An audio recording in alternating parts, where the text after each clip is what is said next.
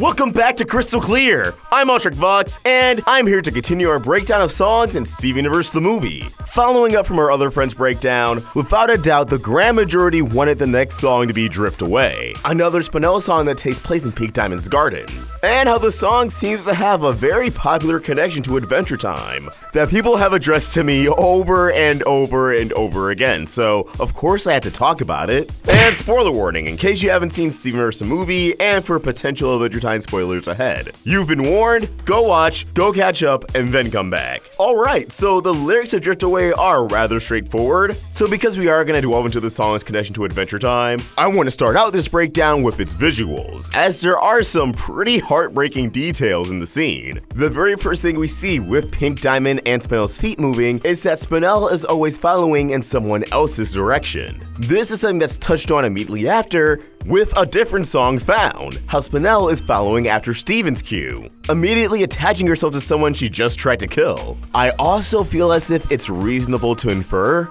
that Spinel wasn't designed to perceive and process negative emotion, something that begins to happen once she slowly realizes she's been abandoned. I state this because even though Pink Diamond is clearly annoyed and fed up with Spinel, Spinel herself seems largely unfazed. It's not as if she's having a worried reaction to Pink Diamond wanting to get away from her, and then continue to try to persuade amusement out of Pink Diamond. Spinel just seems so into her and making her happy that her brain can't fathom that her best friend doesn't even want to be with her, or be her best friend at all for that matter.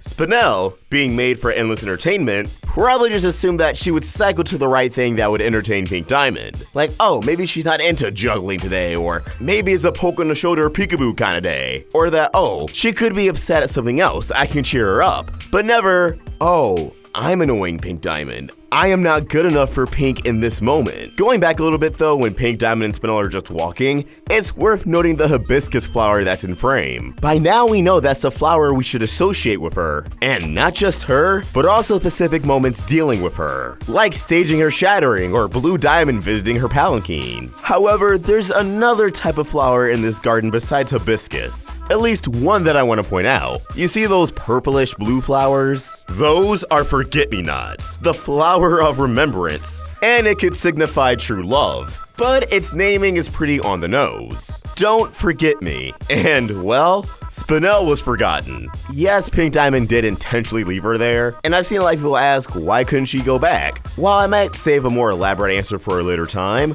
I will say I think once Pink left her there, over time, she genuinely did forget. So yeah, just have that much more of a punch to the gut. Now as Pink Diamond begins to sing, commanding Spinel to stay in place, something that caught me, and I'm sure many others off guard the first time I heard this, was that Susan Egan's voice wasn't coming out of Pink Diamond. It was Sarah Styles' voice, Spinel. And while yes, this is because she's narrating the song, and it could have also just been a budget thing, I also have an additional takeaway from this. That a reason why Susan Egan's voice isn't coming out of Pink Diamond was because in the moment, it wasn't our Pink Diamond that we were familiar with. This is Spinel's perception of Pink Diamond. And obviously Spinel didn't get to see her for who she truly was until far, far after. As Spinel stands in place, a butterfly makes contact with her head, which a lot of people would point out parallels to the butterfly during Happily Ever After, which passes Steven. The way I see it, these two butterflies have very different yet similar meanings. For Steven, it kind of signifies the beginning of a new era. For Spinel, it marks the end of an era. She didn't realize it, but that was the final time she would ever see Pink Diamond, and that the next time she would interact with a fellow gem, or any type of intelligent life, everything surrounding the culture she knew would completely change. In real life around the world, people view butterflies as representing endurance, change, hope, and life. All themes that play a big role in this film. Also, before I forget, when Pink Diamond was about to dip out, starting her fun little game with Spinel, she boops her on the nose. Obviously, Spinel really committed that to memory, as one of the first things she does when she arrives on Earth is flick Pearl in the nose. A very symbolic and very petty middle finger. 6,000 years later, Spinel is alerted by the Diamond Communicator, which broadcasts Steven's message to the universe, and the diamonds, namely White Diamond, singing to the universe, explaining the tale of Steven, which is why Spinel remarks she heard the story over and over again. every lyric we heard in that opening sequence is what Homeworld actually heard on multiple planets. And although I already pointed it out in the breakdown, and it's just obvious on rewatches, Spinel's foot is involved in a shot of Pink Diamond's garden that we see in the opening sequence of the film, during Steven's message to the universe. Much like that opening shot, we see Spinel wrapped in the overgrowth of the planet, ripping through the plant life, having to process a lot of information all at once. Suffering from what could have been her first bout with any sort of negative emotion, although she was very worried and doubtful while waiting for a Pink Diamond, so maybe this was just like the first big one. That first really big true heartbreak. And I think it's telling that when Pink Diamond was alive, this garden was also full of life. And once Pink Diamond is gone, this garden also falls to ruin. Obviously, it's because no one was checking in on the garden and keeping it alive, but I still think it's crazy that if you look at the before and after, it tells you everything you need to know about Pink. And of course, in present day, Spinel's negative emotions catch back up to her. Her memories returning, and she reforms to how she was in the beginning of the film. But with all that said, let's talk about its Adventure Time connection, as a lot of people have been eager and quick to point out that the lyrics and Spinel's backstory as a whole really lines up with the lyrics of another song written by Rebecca Sugar for a show featured on Cartoon Network, Adventure Time's Everything Stays, performed by Marceline the Vampire Queen. Now, if you're not familiar with the song, I obviously can't play it here because of copyright, so I'll briefly run through the lyrics with my beautiful voice, because if it's already gonna sound awkward reading the lyrics, I might as well go all out with it. Let's go in the garden. You'll find something waiting, right there when you left it, lying upside down. When you finally find it, you'll see how it's faded. The underside is lighter when you turn it around. Everything stays, right where you left it. Everything stays, but it still changes, ever so slightly, daily and nightly, and little ways, when everything stays.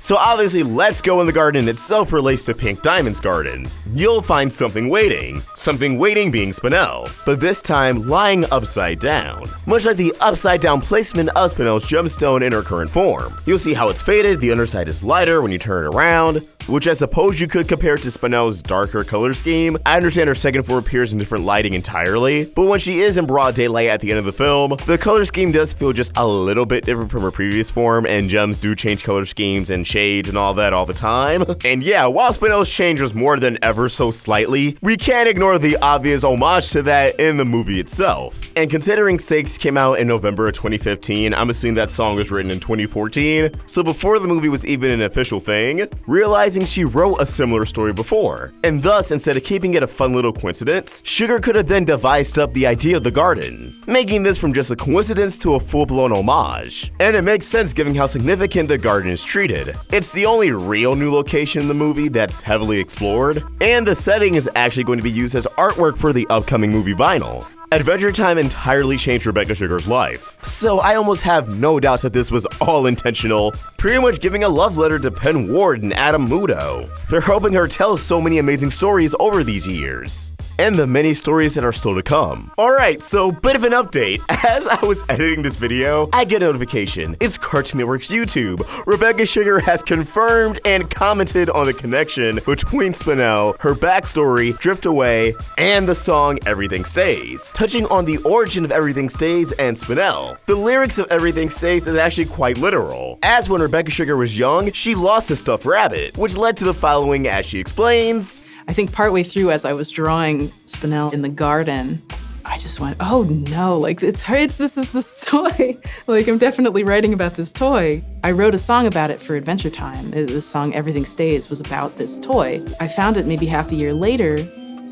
It had been upside down and the sun had faded the top of it, which was its underside, its belly. So when I picked it up, it was like a black rabbit, but it had this white belly. And it was like my first existential crisis of realizing that even though I had left this thing alone, it had changed without me. And when I had remembered that it was there, it was permanently damaged. Like it was never going to be exactly the same as I remembered. And what I find interesting is how she describes her relationship with the toy. Guilt that I had been so careless with something that I thought I loved so much. Such choice of words kind of indicates, at least to me, that Pink Diamond, to an extent, did love Spinel. But ultimately, she didn't love Spinel as much as she initially thought, which is conveyed through these very sparse flashbacks. I find it really interesting how small things in your childhood can still make an impact fact, decades later when you're actually working in animation. How the stories you tell can be influenced by things you thought you'd forgotten, but you're still reminding yourself of ever so slightly. But hey, that's a literal component of everything stays after all. But as always, these are just my thoughts and I want to hear yours. What do you think? Where would you rank Drift Away amongst all your songs? Let us know your thoughts in the comments below, or tweet your thoughts at Roundtable Vids. And for more of my own thoughts, you can find me at Vox. We're also on Instagram. Help Roundtable grow by either becoming a member of this channel or supporting us over at Patreon. Link in the description. If you enjoyed this video, please throw it a like and subscribe to the Roundtable for more great cartoon content. Thank you for watching, and I hope you have an awesome day. Vox, signing out.